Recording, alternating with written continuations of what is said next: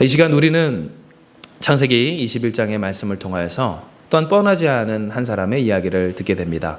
그 사람은 바로 하갈이라는 여인의 이야기입니다. 여러분, 하갈은 누구입니까? 이집트 태생의 여종입니다. 그때로 따지면 노예였고요.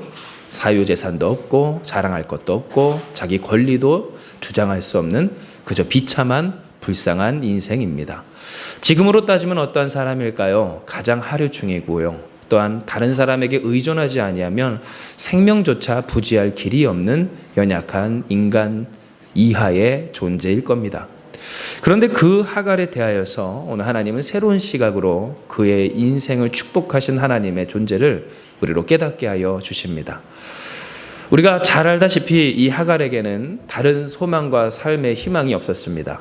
그런데 어느 날 하나님이 이 아브라함과 사라의 실수를 통하여서 그녀의 인생에 커다란 선물을 주십니다. 그 선물은 바로 저희 가정이 받은 이 은호라는 선물처럼 떡두꺼비 같은 이런 표현이 이스라엘에는 뭐라고 했는지 제가 나중에 한번 기회가 되면 다시 한번 이스라엘에 가면 한번 물어볼게요. 당신들에게 떡두꺼비와 같은 아들이라는 그런 비슷한 표현이 있는가? 그런데 그런 떡두꺼비와 같은 아들을 하나님이 허락해 주셨다는 거예요. 자기의 여주인인 사라는 평생을 기다렸던 아들입니다. 아니, 아들이 아니라 딸이라도 어쩌면 기다렸을지 모릅니다. 그러나 그 자신의 주인의 부부가 평생을 돈이 있어도 안 되고 신앙생활을 10년이나 하여도 안 되고 우상 깎아 만들던 아버지를 따라 온갖 우상신에게 절해도 안 됐었던 그 일을 자신에게는 단번에 이루어지는 역사가 일어나게 된 겁니다. 이에 우리가 알다시피 이 하갈이라는 여인은 여주인을 무시하게 됩니다. 내가 이렇게 임신하고 자녀를 출산하게 되었으니 당연히 이 집의 권한과 권리와 또한 여주인의 이 소유권은 나에게로 돌아오리라. 내 자녀가 그 아브라함의 모든 재산을 이어받으리라 라고 생각하였기 때문이죠. 그런데 여러분, 우리가 이것을 단순히 육적으로만 생각해 볼 것은 아닌 것은 이 하갈의 입장에서 그녀가 생각하기로 하나님께 지금 누가 축복을 받은 겁니까? 내가 자녀의 축복을 받은 거예요. 그러니 이 하갈은 단순히 내가 임신하였기로 나의 여주인 사라를 무시할 뿐 아니라 우리는 이렇게도 생각할 수 있습니다. 하나님이 나를 사랑하십니다. 이 뱃속의 아이로 하나님이 그녀보다 나를 사랑하여 주십니다 라고 생각할 수 있다는 거예요. 이와 같은 모습은 우리로 하여금 깨닫게 돼요. 현실로 말미암아 좌우되는 신앙의 위험성이 얼마나 대단한지를 우리는 깨닫게 돼요. 왜냐하면 하갈은 그전까지 한많은 인생이었습니다. 사라 또한 한많은 인생이었습니다. 한많은 인생과 한많은 인생이 뭉쳐 사는 그 삶이 어떻게 평안하기만 하겠습니까? 여러분, 특별히 사회, 직장 혹은 우리의 가족들끼리 모였을 때 한과 한, 상처와 상처가 만나면 그곳은 항상 분란과 깨어짐이 일어나는 줄 압니다. 그래서 조차고 모인 추석에 혹은 그 명절의 모임이 무엇으로 끝나는 경우가 종종 있어요. 그래, 내가 다시는 형을 보나 봐라. 내가 다시는 언니 보나 봐라. 아빠가 나한테 해준 게 뭐가 있어? 이런 분란으로 끝나는 경우도 종종 있더라라는 거예요. 그러면 여러분, 우리가 생각하기로 이 한많은 두 여인에게 하나님의 시각으로 삶을 조명하여 보는 오늘 그와 같은 은혜가 아니라 세상의 기준으로 자신의 삶의 가치를 평가하는 그 삶의 모습들이 이루어질 때 어떠한 일들이 일어났을까 할 때 우리는 두 번이나 봅니다. 무엇을 봅니까? 내가 하나님께 축복받았다는 그 권세로, 세상적인 말로 유세로 분란이 일어나는 일들을 우리는 보게 되더라라는 거예요. 그 첫 번째가 어디 있습니까? 창세기 16장에 있습니다.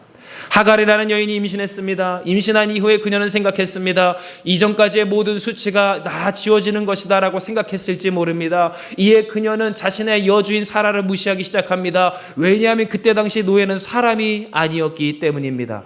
사람 취급받지 않던 여인이 이제는 그 주인의 자녀를 잉태함에 그녀는 생각하길 나의 모든 한이 풀어지리라.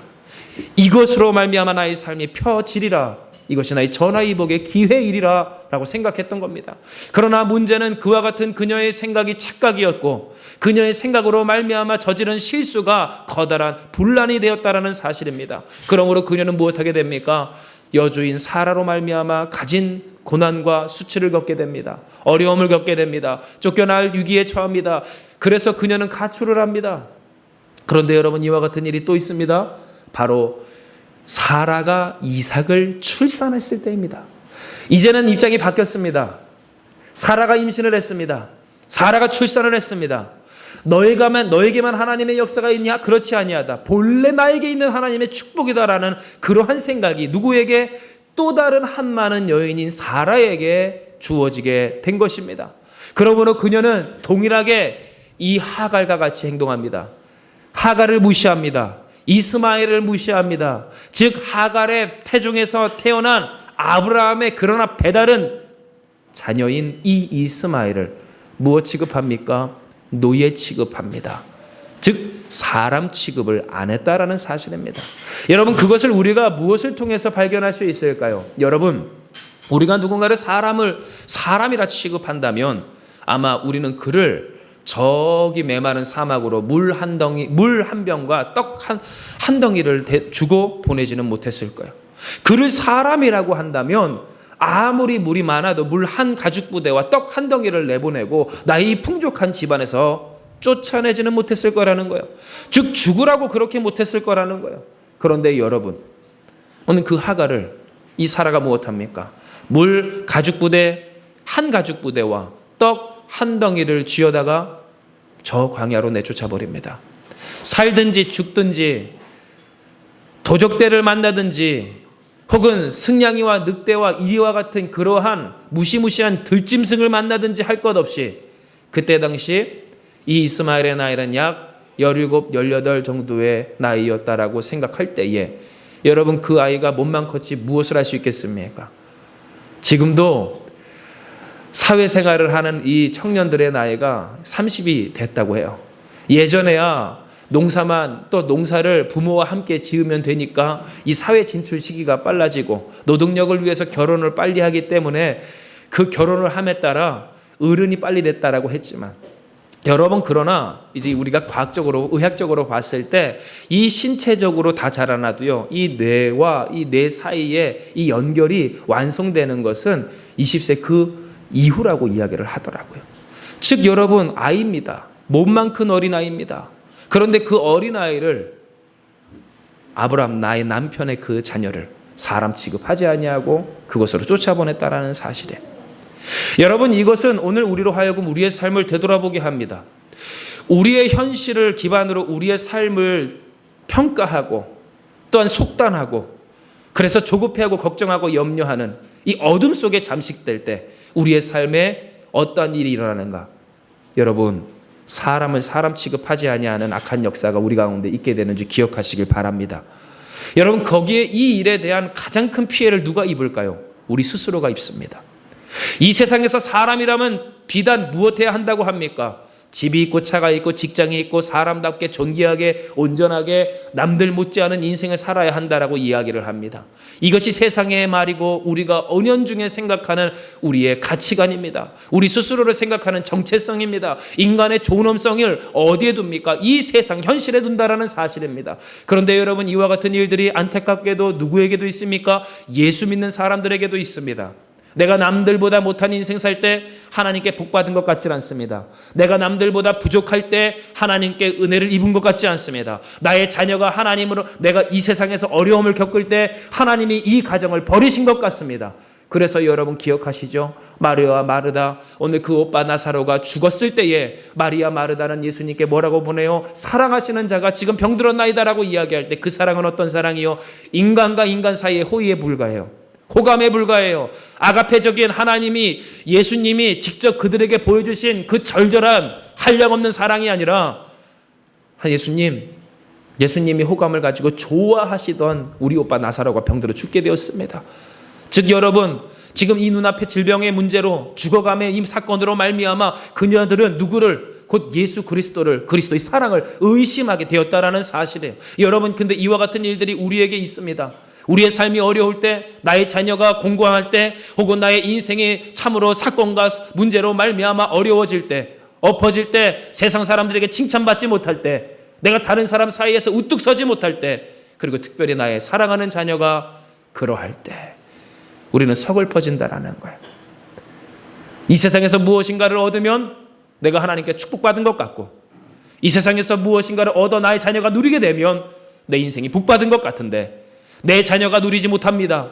내 자녀가 누리는 것이 이 불쌍한 이집트 태생의 여종이 된 이 어미 탓으로 말미암아 종놈이 되고 종이 되고 노예가 되는 그 치욕스러운 불행한 인생만이 기다리고 있을 그때에 여러분 생각을 해보세요. 얼마나 그 하갈이 서글펐을까요? 얼마나 그 하갈이 괴로웠을까요? 아무런 잘못 없는 우리의 사랑하는 자녀들이 나의 이 연약함과 부족함으로 말미암아 가난은 물론, 어려움은 물론, 비참한 인생과 생사여탈권까지 그 스스로가 좌우할 수 없는 비참한 인생을 살게 된다면 여러분, 그 마음이 어찌 마음이겠느냐라는 사실이에요. 그러나 하나님은 오늘 우리에게 이야기하십니다. 따라합시다. 서글퍼 말고 기뻐하라. 여러분, 이것이 하나님의 뜻인 줄 기억하시길 바랍니다. 예수님 믿는 사람도 서글퍼질 때가 많습니다. 해주지 못해 서글플 때가 많고, 갖지 못해 서글플 때가 많고, 누리지 못해 서글플 때가 많고, 이와 같을 때에 서글플 때가 참 많이 있어요. 마치 우리가 하갈이 된 것처럼, 혹은 한 많은 여인 이 사라가 된 것처럼 평생을 내 인생을 내가 하나님 만난 이후로 하나님께 기도하며 간구했는데, 하나님 어찌하여 나에게 이와 같은 일을 주십니까? 어찌하여 나에게 이와 같은 공고함을 주십니까? 어찌하여 오늘 우리와 우리 자녀에게, 우리 가족에게 하나님의 뜻을 따르는 오늘 우리와 같은 인생들에게 이와 같은 아픔을 주십니까? 하는 이 공고함이 우리에게 있을 때마다, 여러분 기억하시죠? 세상의 현실로 우리의 삶을 조명하여 보기 시작하면 우리는 낙심하게 된다는 거예요. 우리는 그릇되게 된다는 거예요. 실족하게 되고 분란을 일으키게 되고 사람을 사람으로 보지 못하게 된다는 거예요. 즉 나를 사람으로 보지 못한다는 거예요. 내가 얼마나 존귀한 인생인지를 보지 못하게 된다는 거예요. 또한 그가 얼마나 존귀한 가치를 지닌 인생인지를 깨닫지 못하는 거예요. 여러분, 질문 하나 합니다. 여러분의 자녀를 기억하실 때, 여러분의 사랑하는 가족들을 기억하실 때, 여러분 그들이 깨지고 부서지고 잘라진다 할지라도 그들의 가치가 무너진다고 여러분 생각하십니까? 만약 그렇게 생각한다면 철저하게 회개하는 역사가 이 시간 가운데 있길 주님의 이름 축복합니다. 여러분, 우리의 가치는 하나님이 보증하십니다. 할렐루야. 우리의 가치는 누가 보증하신다고요? 그래요. 우리를 위하여 독생자를 보내신 여호와 아버지 하나님께서 보증하세요. 깨어지고 잘라지고 부서져도 어차피 우리 인간은 티끌입니다. 티끌에서 완성된 존재입니다. 그러나 그 티끌이 모여서 무엇으로 생명이 되었을까 할 때 하나님은 우리의 코에 그의 생기 곧 하나님의 숨결을 불어넣으십니다. 즉 우리가 가치 있고 우리가 존귀한 것은 우리의 육신을 구성하는 이 신체가 아니라는 거예요. 이 옷이 아니라는 거예요. 오늘 우리가 무엇을 먹고 어디에 살고 무엇을 타고 어떤 성공과 성취를 이루는가가 중요한 것이 아니라, 여러분 물론 중요합니다. 그러나 이 모든 것 이전에 주님께서 주신 그 생명, 우리를 위해 지신 십자가의 보혈, 우리로 하나님의 자녀가 되신 하나님의 그 한량없는 은혜가 우리의 존재의 가치를 근거한다는 사실입니다. 그런데 자꾸만 우리는 우리 스스로에서부터 우리의 우리됨을 잊습니다. 우리의 가치 있음을 잊습니다. 무엇보다 우리의 자녀의, 우리의 사랑하는 가족들의 가치 있음을, 이 존귀함을 잃어버릴 때가 많습니다. 그래서 여러분, 우리는 함부로 불쌍히 여깁니다. 함부로 서글퍼합니다. 하나님이 여전히 그를 사랑하시고 하나님이 그를 여전히 듣고 계심에도 불구하고 우리는 그를 참 불쌍하기만 한 비참한 존재로 여길 때가 있다라는 사실에, 그와 같은 인생이 있었습니다. 그녀의 인생은 하갈입니다. 하갈은 아시다시피 여종이었습니다. 노예에 불과했습니다. 쫓겨날 수밖에 없는 불쌍한 인생이었습니다. 자신의 삶을 앞가림할 수 없는 인생이었다라는 사실입니다. 그러한 그녀가 한 많은 인생길이 부딪힌 그 분란으로 말미암아 집을 떠나가게 되었습니다. 아브라함에게 사레가 요청하여 명령하다시피 이야기하기를 저 노예 여자를 순한 거예요. 쫓아내라고 합니다. 그래서 여러분, 아브라함은 고심하다 하나님의 말씀을 듣고 이 하갈과 이스마엘을 쫓아냅니다. 우리가 알다시피 그래서 그들에겐 광야길이 기다립니다. 그러나 그 광야길을 어찌 그 모자가 맨몸으로만 걸을 수 있겠습니까? 그러니 물이 다 떨어진 이후에 목마름이, 무더위가, 또한 무서움이 그들을 엄습합니다. 뿐만 아니라 그녀의 삶을 우리가 상상해 볼 때 여러분, 그보다 가장 크게 그녀에게 임한 것이 무엇이었을까요? 바로 슬픔이었을 거예요. 서글픔이었을 거예요. 엄마가 엄마라서 미안해. 엄마가 이 정도밖에 못해서 미안해. 내가 너한테 해줄 수 있는 게 이것밖에 없어서 미안해. 엄마가 열심히 해보려고 했는데 결국 이렇게 됐어. 미안해. 살 길이 없습니다. 희망이 없습니다. 소망이 없습니다. 내가 생명을 걸었던 이 물 한 가죽 부대조차도 다 떨어졌습니다. 이에 지쳐 쓰러져가는 사랑하는 이스마엘을 관목 덤불 위에, 우리로 따지면 숲풀 밑에 마치 토끼 숨겨두고 그녀는 화살 한바탕 떨어진 거리에 떨어져 앉아 서로 마주보고 울기 시작합니다. 아무런 소망이 없고 희망이 없는 이 가정에 여러분, 오늘 우리는 무엇이라 이야기할 수 있을까요? 무엇을 보고 존귀하다 할 수 있을까요? 무엇을 보고 가치 있다 할 수 있을까요? 무엇을 보고 기뻐하라 할 수 있겠습니까?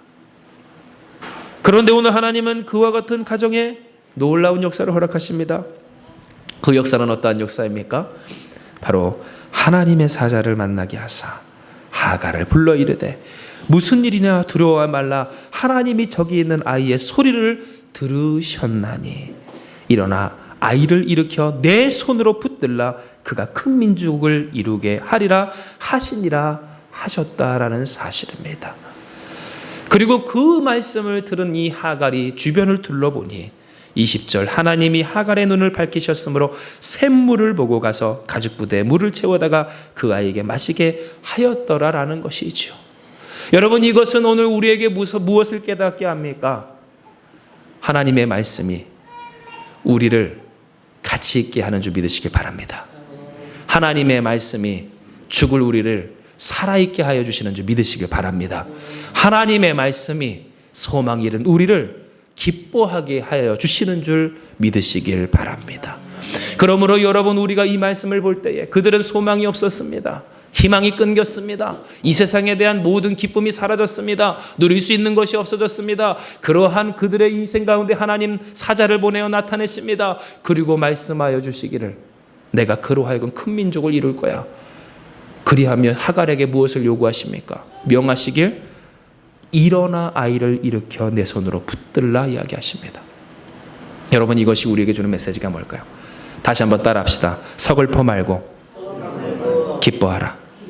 여러분, 일어나는 역사가 우리 가운데 있길 원합니다. 서글픔 가운데서 우뚝 서는 역사가 있기를 주님의 이름으로 축복합니다. 낙심과 염려 가운데서 일어서는 우리가 되길 주님의 이름으로 축복합니다. 함부로 주님께서 존귀하게 여기는 인생을 불쌍히 여기지 말고, 서글퍼 여기지 말고, 우습게 여기지 말고, 여러분, 그를 축복하고 위로하며 하나님의 놀라우신 사랑을 선포할 줄 아는 여러분 되시길 주님의 이름으로 축복합니다. 여러분, 실로 생각하길 이스마엘이라는 뜻이 무슨 뜻일까요? 어제 청년부 예배 때 이거 맞추는 사람에게 커피 준다고 했는데 우리 살아가는 인태가 우리 청년 중에 한 명이 딱 맞췄어요. 할렐루야. 물론 성경을 읽고 나서 그 다음에 맞춰봐라 했더니 맞았어. 또 인태한테만 주기는 좀 그러니까 이렇게 해서 커피들을 좀 보냈습니다. 그런데 그 우리 청년이 이야기한 이 이스마엘이라는 뜻은요, 하나님의 들으심이에요. 할렐루야.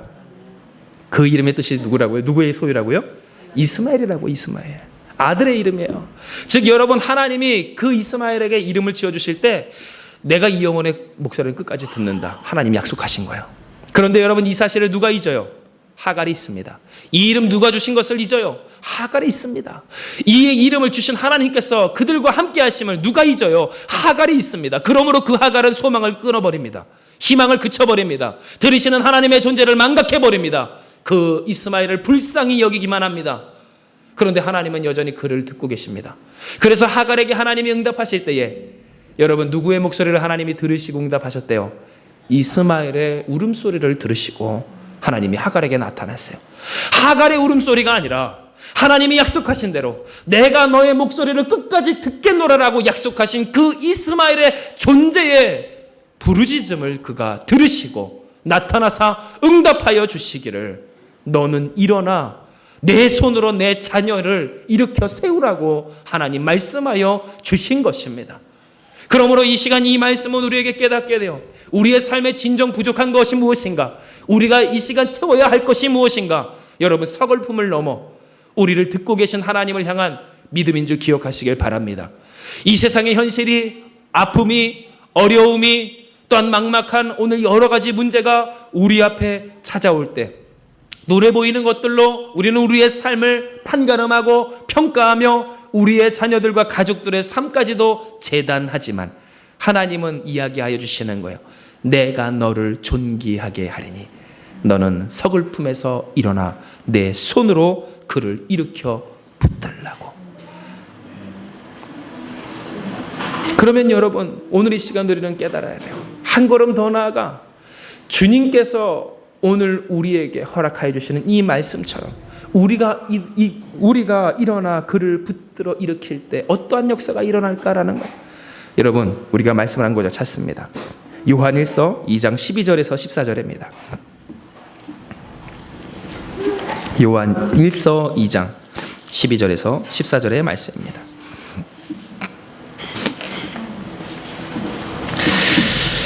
우리 다 찾으셨으면 같이 봉독합니다. 요한일서 2장 12절에서 14절의 말씀입니다. 같이 봉독합니다. 자녀들아 내가 너희에게 쓰는 것은 너희 죄가 그의 이름으로 말미암아 사함을 받았으며 아비들아 내가 너희에게 쓰는 것은 너희가 태초부터 계신 이를 알았으며 청년들아 내가 너희에게 쓰는 것은 너희가 악한 자를 이기었습니다. 아이들아 내가 너희에게 쓴 것은 너희가 아버지를 알았으며 아비들아 내가 너희에게 쓴 것은 너희가 태초부터 계신 이를 알았으며 청년들아 내가 너희에게 쓴 것은 너희가 강하고 하나님의 말씀이 너희 안에 거하시며 너희가 흉악한 자를 이기었음이라. 아멘.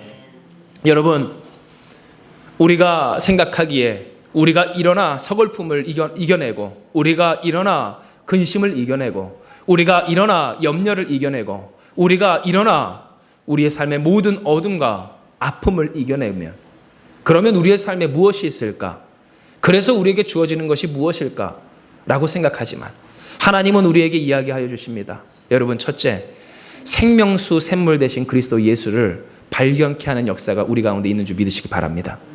여러분 말씀을 보면 창세기 21장에 하나님이 그녀에게 말씀하여 주십니다. 너는 일어나 그를 일으켜 세워라. 내 손으로 일으켜 세워라. 그런데 여러분 우리가 의아하게 생각할 수 있는 한 가지는 애초에 하나님께서 그들의 눈을 밝혀 샘물을 보게 하셨더라면 그들은 좌절하지 않았을지도 모른다는 사실입니다. 그런데 하나님은 그들에게 샘물을 감추십니다. 그들의 눈을 어둡게 하십니다. 살 길을 끊어내십니다. 왜 그랬을까요?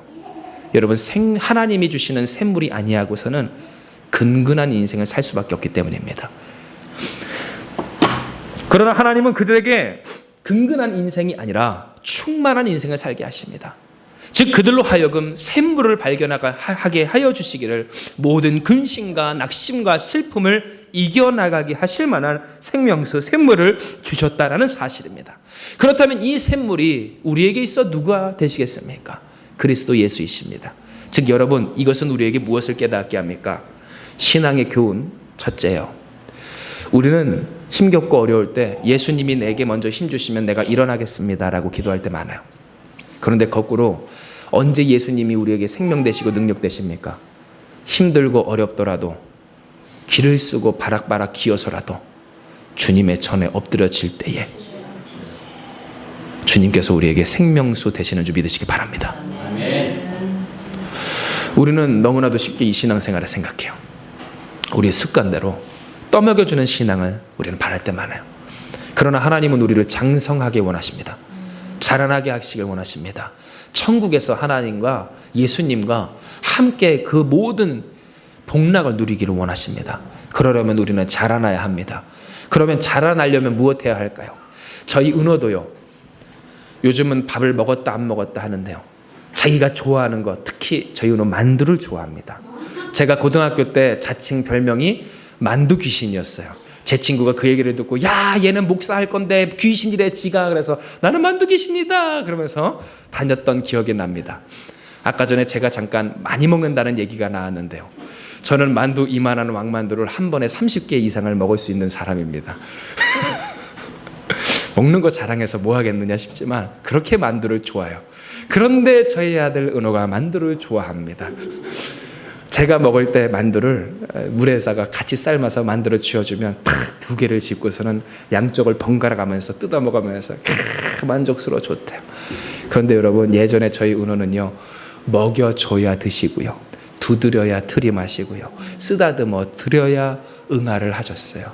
그런데 그런 은호가 요즘은 아침마다 탁 일어나서 분유를 일단 우유를 한번 드시고 일어나서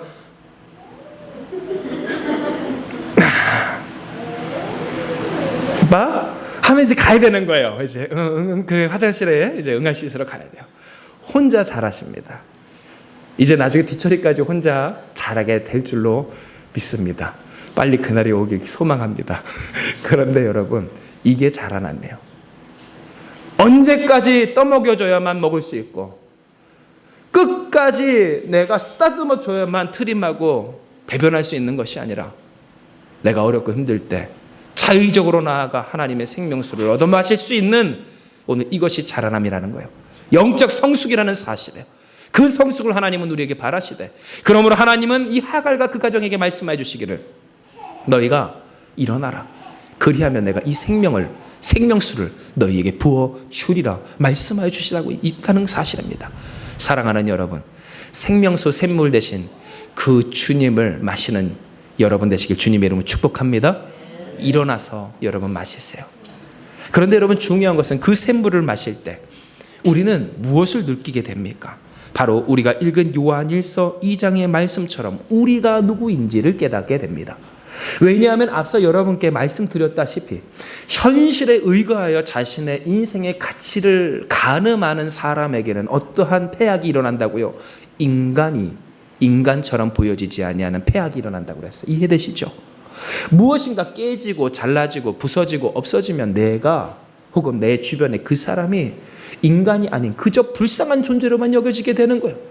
그러나 하나님은 이야기하십니다. 어차피 너희를 구성하는 모든 것을 티끌이다. 그러나 내가 너희로 하여금 생명되게 한 것은 나의 생명이 너희 안에 있기 때문이라고요. 즉 여러분 잘라지고 부서지고 어려워진다 할지라도 우리가 그리스도를 위하여 십자가를 진다 할지라도 그래서 비참한 죽음을 이 세상에서 맞이한다 할지라도 따라합시다. 나는 존귀한 사람입니다.